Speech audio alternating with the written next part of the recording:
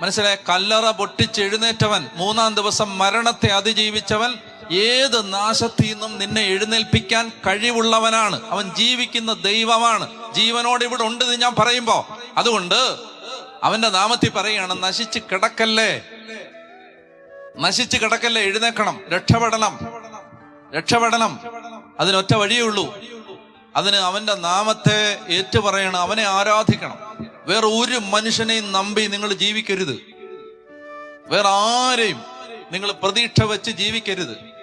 മക്കളാവട്ടെ, ജീവിത പങ്കാളിയാവട്ടെ, മാതാപിതാക്കന്മാരാവട്ടെ, കൂട്ടുകാരാവട്ടെ, ഗവൺമെന്റ് ആവട്ടെ, പ്രത്യയശാസ്ത്രമാവട്ടെ, അണികളാവട്ടെ, കൊടികളാവട്ടെ, ഇതിനൊന്നും ആത്യന്തികമായിട്ട് സഹായിക്കാൻ പറ്റത്തില്ല.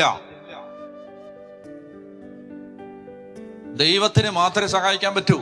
അതുകൊണ്ട് ദൈവത്തെ നോക്ക്, അവന്റെ മുഖം നോക്ക്. അബ്രഹാമിനോട് ദൈവം പറയുന്നുണ്ട്, എന്റെ മുമ്പിൽ വ്യാപരിക്കുക.